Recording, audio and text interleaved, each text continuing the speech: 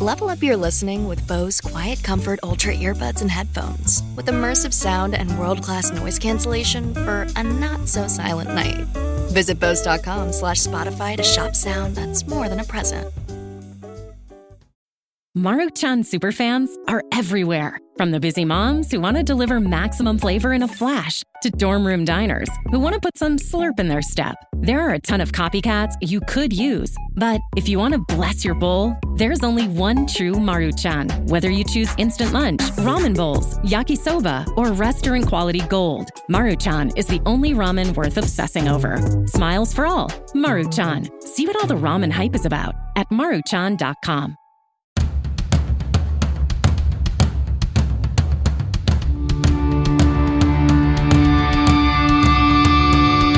Hey, what's up? This is Sully from Godsmack. Strap on those boots, baby, because you are now in the trenches of the war room with the one and only Mistress Carrie right here on the Mistress Carrie podcast. What's up? This is Joe Rogan, and you're listening to Mistress Carrie. Her hair so lovely, pretty eyes. Hey, this is Brent from Shinedown, and you're listening to Mistress Carrie. Hey, Carrie, go put your bra on, girl. Hey, this is Steven Tyler, and you be listening to the baddest bitch in Boston, Mistress Carrie. What's up? This is Aaron from Stain, and you're listening to Mistress Carrie. Hi, everybody. This is Dave Grohl from the Foo Fighters, and you're listening to the one, the only Mistress Carrie. Hey, this is David from the band Disturbed, and you're listening to the baddest bitch in Boston, Mistress Carrie. Hi, Bruce Dickinson here from Iron Maiden. Yes, indeed, Miss Whiplash herself, Mistress Carrie, is here to unchain your brain. Hi, this is Flea from the Red Hot Chili Peppers. You're listening to Mistress Carrie. This is Dennis Leary. You are listening to my favorite, Mistress Carrie. Hey, this is Corey from Stone Sour, and you have the privilege of listening to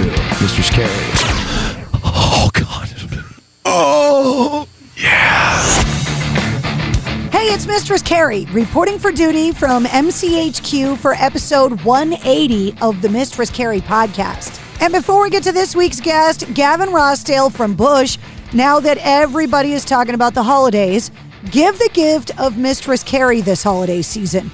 Check out the official shop at mistresscarrie.com. Hoodies and 3/4 sleeve jerseys, t-shirts and tank tops, coffee mugs, pint glasses, slate coasters, clear plastic bags to take into concerts and sporting events, caps, beanies, guitar picks, and I've even got my own tree ornaments in black and purple, of course. So give the gift of Mistress Carrie this holiday season. Just head to the shop at mistresscarrie.com. My guest this week is Gavin Rossdale from Bush, who are out on the road celebrating the release of their first greatest hits collection, Loaded, the greatest hits 1994 to 2023, featuring the new song Nowhere to Go But Everywhere. Gavin was in his home studio dealing with phones ringing, leaf blowers outside the window, and of course, the dogs. We talked about songwriting inspiration, his love of punk rock from an early age, developing his upcoming new cooking show, the international cuisine he loves most, and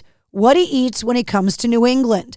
We also talked about his dogs, what makes the perfect song, his unbelievable tattoos, and so much more. Bush is out on the road with Bad Wolves and Eva Under Fire, and you can see him in Providence, Rhode Island, coming up November 21st. Just check the show notes for all the links you need. It took 180 episodes to get him on the show, and I am so excited that he's here. So allow me to introduce you to Gavin Rossdale from Bush. Mr. Gavin Rossdale, thank you for taking the time to come on the show. I know you're busy.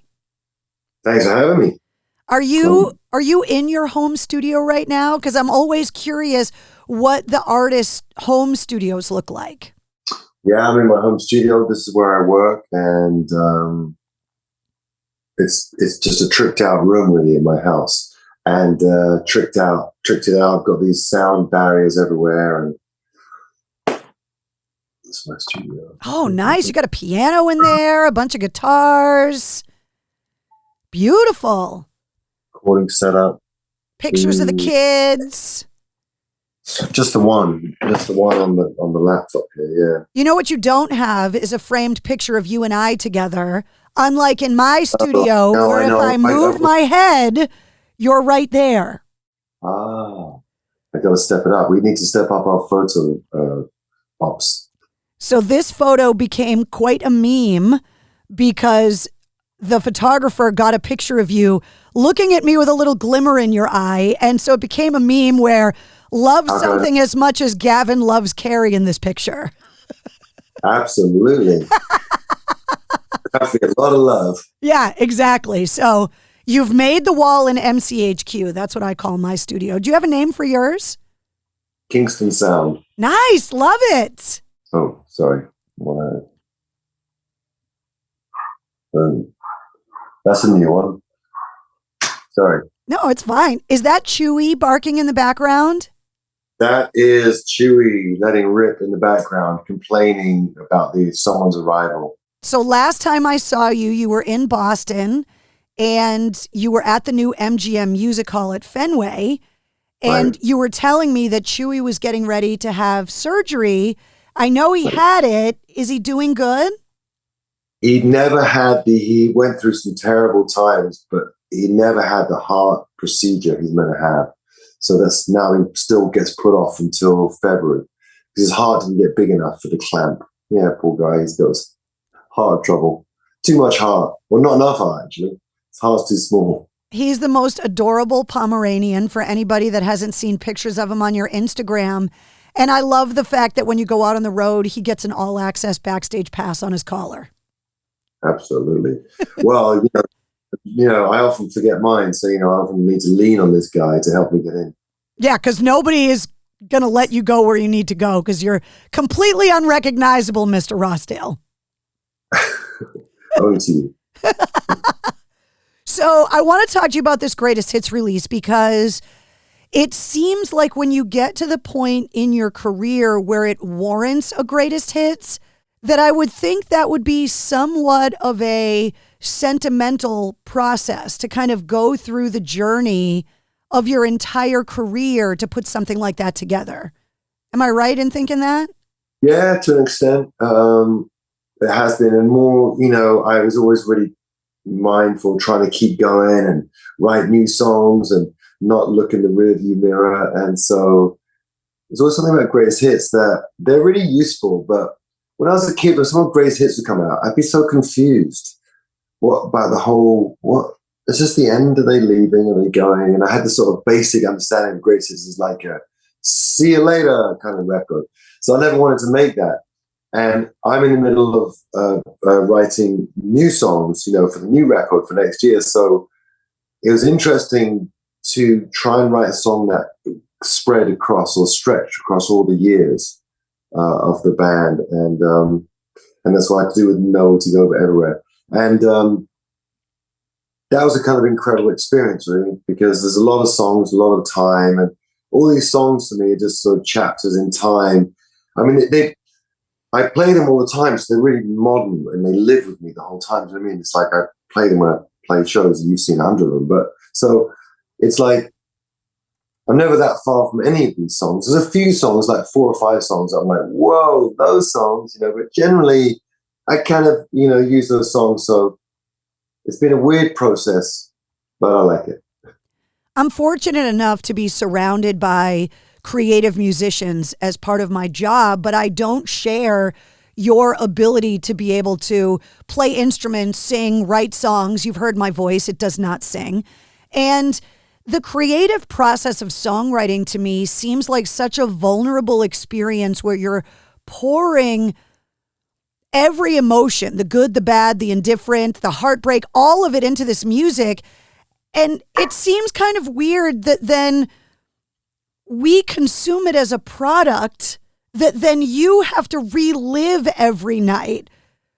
So very existential road you're on here. Yeah, well, it's one of those things, like I can't imagine writing something or bringing an idea into a band and having them go, not feeling it. That would break my heart. And also that you all of these years later have to maybe relive stuff that happened in your youth because you put it into a song and it does live with you. Right. But, the thing about the magic of music and the magic of songs is that they're sort of, they're pliable. Anyone can, if you like a song, if you can get like one of our songs, that's your song, and if once it's written, it's out there. And when I sing Come Down, it's not about what I first wrote it about. It has to be like an actor. It has to be of the moment. It has to be like, where my brain's at. I don't want to come back down from this cloud. And it's wherever my brain is at that day. And so I don't relive anything. I mean, you can relive emotions, I suppose, but I think that that's the best thing about music is that it just it keeps refreshing itself every day as to what it means to you, you know? I have a theory about music that there's kind of two phases of your musical identity. There's the soundtrack to your childhood, the music that you get gifted by the adults around you, whether it be parents, the cool uncle, your siblings. And then there's a moment in time where you, in your adolescence, discover something on your own. And from then on, music becomes what you've chosen. So what was the soundtrack to your life? And then what was the song or artist that you heard and said, okay, hold on, this is what I like? I was really lucky because the whole revolution of punk was so Malcolm Gladwell-esque for me, in the sense of that was my culture. I was a kid growing up and I see these guys, anti-establishment, spitting, swearing on TV, youth rebellion. I couldn't never see anything like it. And then the sound and the aggression and the energy and the playing. And, it's funny because now you have California, pop punk is a genre, Blink-182, Goldfinger, that's the sound. But it's not much to do with the punk that I knew of. That was a bit more desolate and a bit more raw, a bit more raw. And so it just carried through into like post-punk and Public Image and then rock bands, and who were the other side of the hair bands. And and that was always the best thing about sort of heavier rock and the kind of the movement of the Seattle sound was understanding rock that could be played without doing the kind of the Guns N' Roses and the kind of the Sunset Strip sound. I never thought I could sing like that. It wasn't my sound. So it's just a weird journey. So it's got to be punk. That was a long answer to punk music. What did your parents growing up think about that being your genre of choice? Well, it was perfect because that's my mum had left by that point. So I was just living with my dad. So it was perfect for sort of extreme youth isolation and angst and sort of pain. We have to have that. We didn't have any of that therapy or mental health support or nothing like that. You just had to sort of figure it out. When I think of it now, my kids at this same age, being asked of them to sort of encounter quite adult themes and consequences, extreme consequences. There's a lot. Like I could never put it on them. I'm too like, no, I got to take the bullet for them. They can't possibly feel that much. Got to protect them from real life. And so, to have that wild change. My mum moved to a different country, so I didn't see her for a while.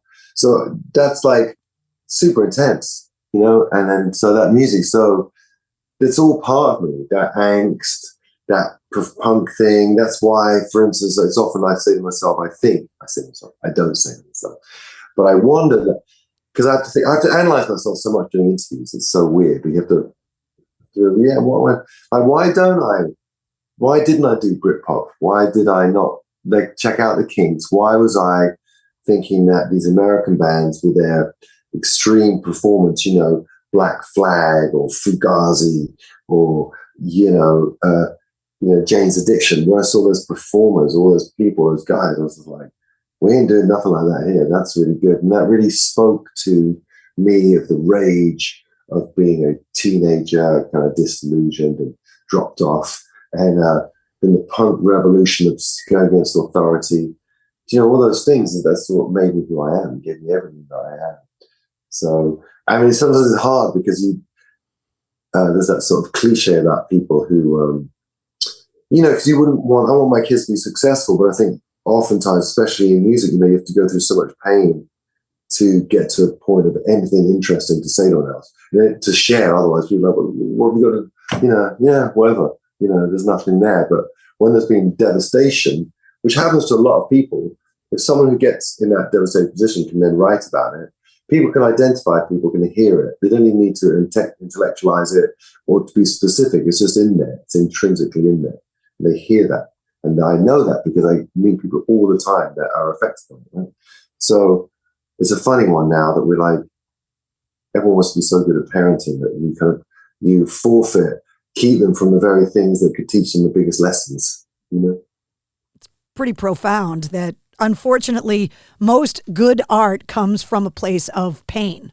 It's a struggle, because the thing is that if you accept there's always struggling, what's most interesting is the journey out and struggle, because anyone can struggle and be beaten by it, and then it's just tragedy.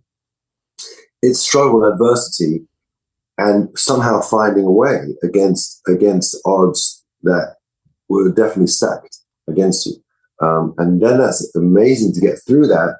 And then once you've figured out that route and you have not a game plan, but somehow you managed it, I know people relate, because there's that sort of underlying intrinsic level of people that's beyond the words and for that. It's just in there, and shared experiences. And I think that's the power of art, or the power of art is for people to, whether it's you look at a painting or you look at you read an amazing book. If you look at Picasso's like Guernica, you know, about about all the war, the deaths. It's there. You just feel it.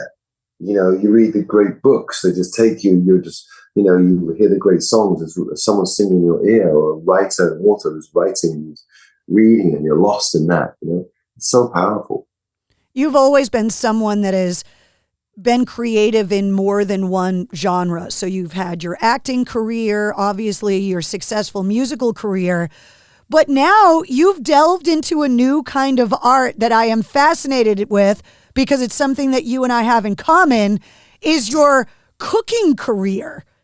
And right. you are now this gourmet chef of sorts. I mean, your dishes even have their own Instagram. So yeah, it's funny because I've always didn't know why I had a knack for cooking, and I can, for some reason, the alchemy of cooking doesn't confuse me, and putting together a meal is something that I can do, and I do on a regular basis.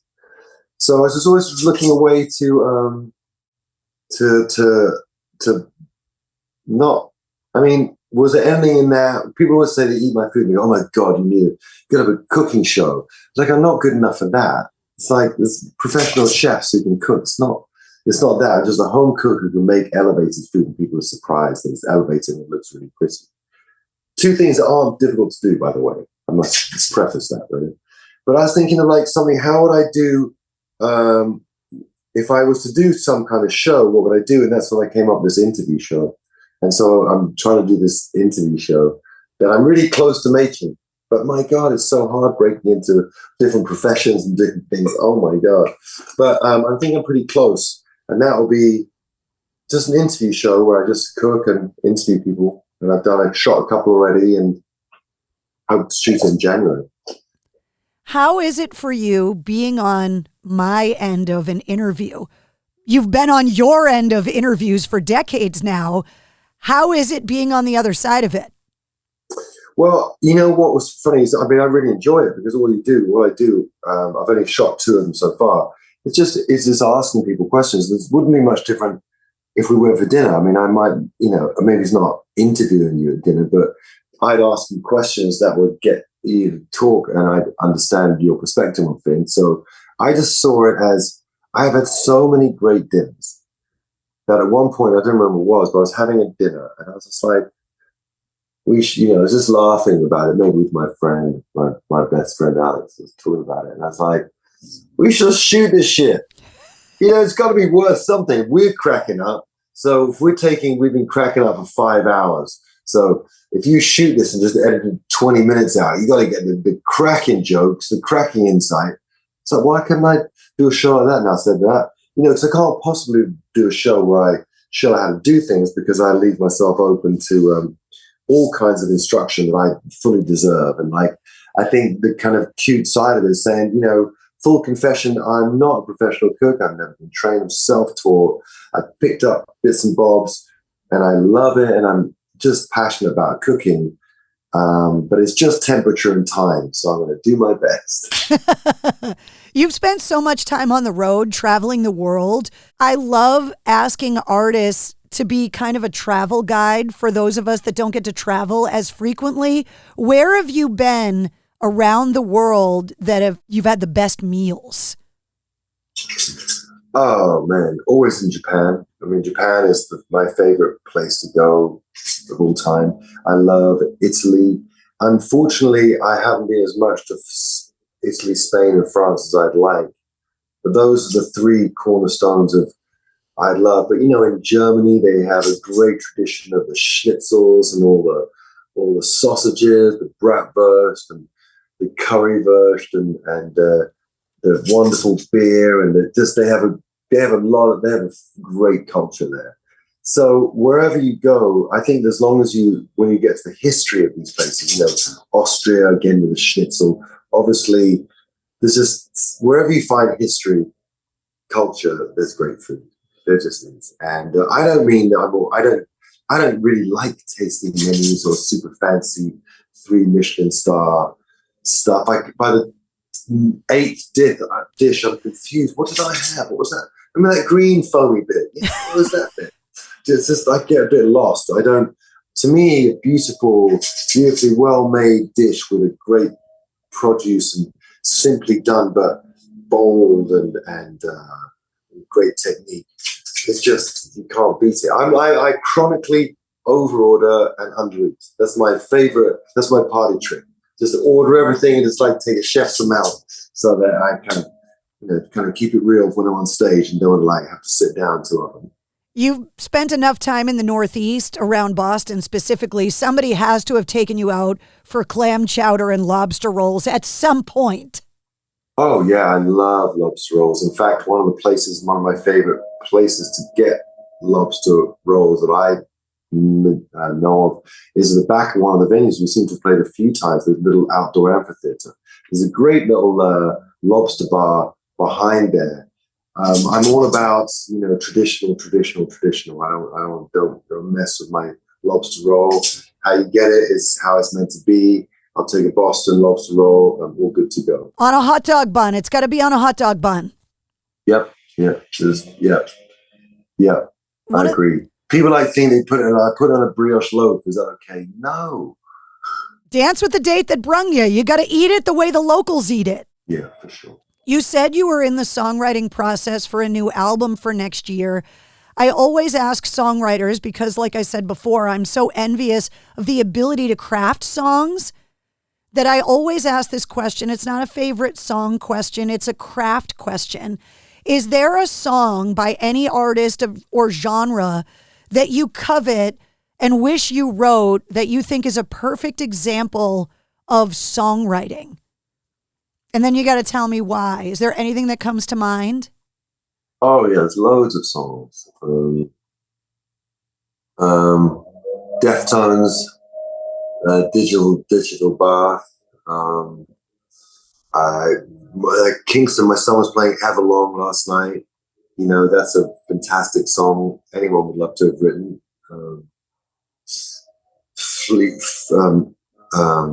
Comfortably Numb. That's this goes on. Innocent When You Dream by Tom Waits. What do you think makes a great song? The most undeniable connective phrase, Innocent When You Dream, I'm comfortably numb. Just when you crack a shared experience with a new code, and it's like a new form of comfort. We all know what comfort we like. And it's so funny, isn't it, when you have a lyric or a melody that just gets you. You know, I've seen it on that Instagram thing all the time. Spirit leads me when it falls. That melody is just so beautiful. I'm like, wow, that is just like such an amazing moment. So I live for those moments to write. I've got a very large dog that wants to come in here. He's tearing the door down to get in here. Get in, Noisy, get in. By very large dog, are you talking about Chewy again? Or is there more than one dog in the Rossdale house? Different dog. They bring a dog when they come from their other house. They often bring the animals. So I end up like Noah. I have a small, sweet dog. She loves me and can't be separated from me. So there was a door between us, and Sue was having none of it. Yeah. My Wednesday, my pug, who has her own Instagram, that's how far on the crazy train I've gotten with my dog, is not happy that she's not in the studio right now. But pugs snore really loud, and you'd be able to hear her. I thought to forgive her, so I wouldn't care. Before I let you go, because you mentioned kind of being on social media, there's a lot of reels and a lot of tattoo content that's kind of found its way onto TikTok and all of that. And you have some of the most unique tattoos of anyone I've ever met. Do you have them all done by the same artist, or are you collecting them by different artists as you travel? No, same person. Same girl, Jessie Manchester. Just the same girl. It gives me a sort of singular look. You know, I love tattoos so much, but I think it's really, they're so sacred and they're so part of you that, you know, you either have the mentality of like, it's like, oh, who cares? Drunk Saturday night, and, you know, my mum, you know, put my mum on there, and there's that vibe, and that's like irreverent, and that's the original Outlaws way.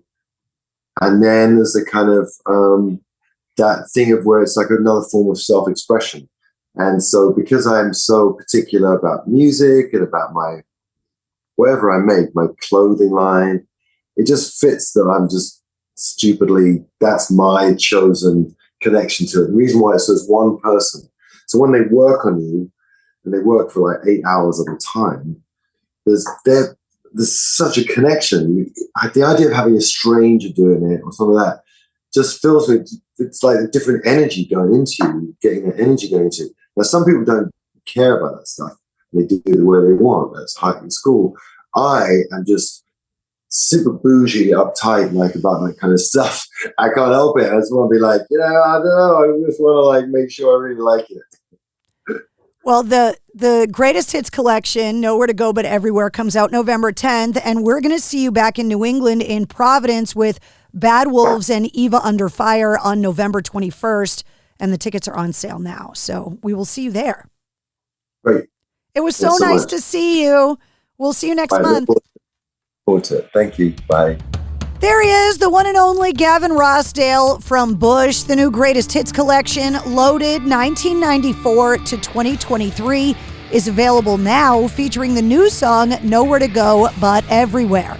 Bush will be at the Providence Performing Arts Center in Providence, Rhode Island on Tuesday, November 21st. And his new cooking show, Eat with Gavin Rossdale, is in development. And if you want details on all of that and more, just check the links in the show notes of this episode. You'll also find all of Gavin's links, all of Bush's links, and all the Mistress Carrie links, and the link to this episode's corresponding playlist. I make a playlist for every full-length episode of the Mistress Carrie podcast, featuring my guest music and all the artists and songs that we referenced in the interview. If you liked what you heard, don't forget to like, follow, and subscribe to the Mistress Carrie podcast. New full-length episodes come out every Wednesday, Plus, every weekday, you get the Sit Rep, which runs down all of your rock news, music headlines, and entertainment updates in around 5 minutes. And you never know when we're going to release a bonus episode. Join me live every Tuesday night at 8:30 Eastern on my official Facebook page for my video show, Cocktails in the War Room. And of course, you can always find me on the radio. Just keep your eyes on MistressCarrie.com, the Mistress Carrie podcast, a proud member of the Pantheon Podcast Network. The United States Border Patrol has exciting and rewarding career opportunities with the nation's largest law enforcement organization. Earn great pay, outstanding federal benefits, and up to $20,000 in recruitment incentives. Learn more online at cbp.gov/career/USBP. Hey folks, Stefan Shirazi and Renee Richardson here from the Metallica Report. And we are proud members of the Pantheon podcast family, where the best of music and podcasts unite. We've got something pretty cool for you. We're giving away an exclusive Metallica merch package worth over $250. That's a whole lot of Scary Guys, skulls, M72, and other sought-after Metallica swag. And we've made it easy for you to win. Follow and share the Metallica Report, and you're in the game. Go to pantheonpodcast.com/Metallica, enter your email, and hit that button to be entered to win. And just like that, you're eligible for our monthly exclusive Metallica merch package. And guess what, rockers? You can enter every month, so just do it. And while we love our global brothers and sisters, the lawyers won't let us ship outside the U.S.